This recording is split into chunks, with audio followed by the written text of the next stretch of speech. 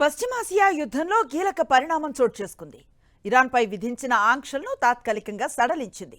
సముద్రంలో నిలిచిపోయిన ఇరాన్ చమురును తాత్కాలికంగా విక్రయించేందుకు అనుమతినిచ్చింది. ఈ విషయాన్ని అమెరికా ఆర్థిక శాఖ మంత్రి స్కాట్ బెసెంట్ ఎక్స్లో పోస్ట్ చేశారు. ఈ ఆంక్షల సడలింపు మార్చి 20 నుంచి ఏప్రిల్ 19 వరకు 30 రోజుల పాటు అమల్లో ఉంటుంది. దీంతో సుమారు 140 మిలియన్ బ్యారెళ్ల చమురు గ్లోబల్ మార్కెట్లోకి రానుంది. ఈ నెల రోజుల సడలింపు వల్ల ఇరాన్ నుంచి చమురు ఎగుమతులు పెరిగి ప్రపంచ దేశాలకు కొంత ఉపశమనం లభించనుంది.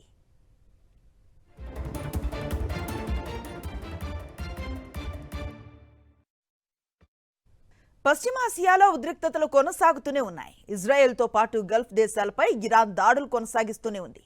వందల కొద్దీ మిసైల్స్తో ఇజ్రాయెల్పై విరుచుకుపడుతోంది. మరోవైపు అమెరికా సైనిక స్థావరాలతో పాటు ఎంబసీలను టార్గెట్ చేసుకుని దాడులు చేస్తోంది.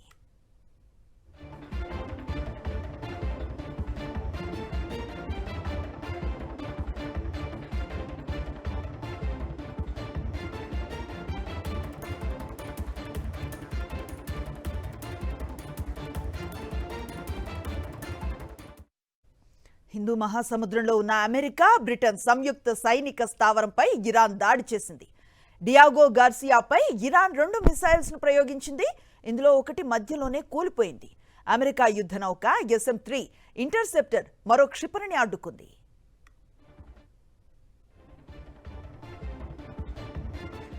సాధారణంగా ఇరాన్ దగ్గర ఉన్న మిసైల్స్ 2000 నుంచి 3000 కిలోమీటర్ల దూరంలో ఉన్న లక్ష్యాలను మాత్రమే చేరగలవు.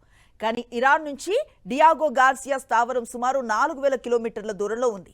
ఇంత దూరంలో ఉన్న లక్ష్యాన్ని ఇరాన్ గురి పెట్టిందంటే వారి మిసైల్స్ పరిధి ఊహించిన దానికంటే ఎక్కువగా ఉందని తెలుస్తోంది.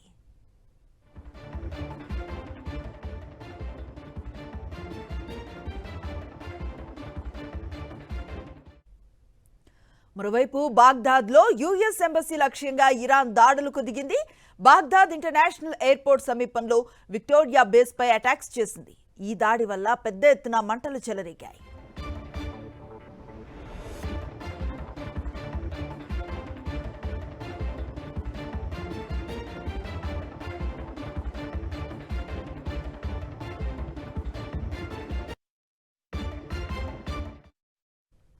యుద్ధం విషయంలో అమెరికా అనుసరిస్తున్న విధానాలు ప్రపంచ దేశాలను కలవరపెడుతున్నాయి.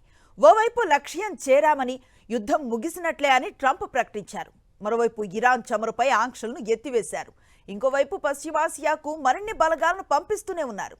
దీంతో అసలు యుద్ధం ముగింపుకు వచ్చిందా లేక భూతల దాడులకు సిద్ధమవుతున్నారా అనే అనుమానాలు వ్యక్తమవుతున్నాయి.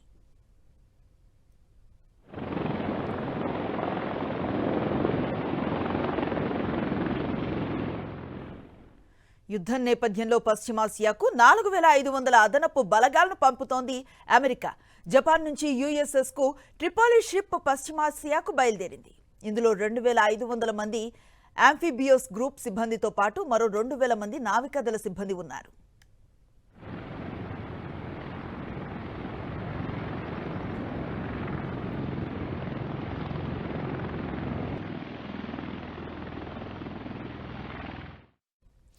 ఇరాన్పై దాడులు పెంచే ఉద్దేశంతోనే అమెరికా ఇన్ని బలగాలను దింపుతోందనే అనుమానాలు వ్యక్తమవుతున్నాయి.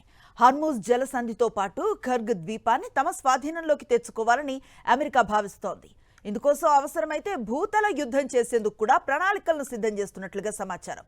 ఇందులో భాగంగానే పెద్ద ఎత్తున బలగాలను పశ్చిమాసియాకు పంపుతున్నట్లుగా తెలుస్తోంది.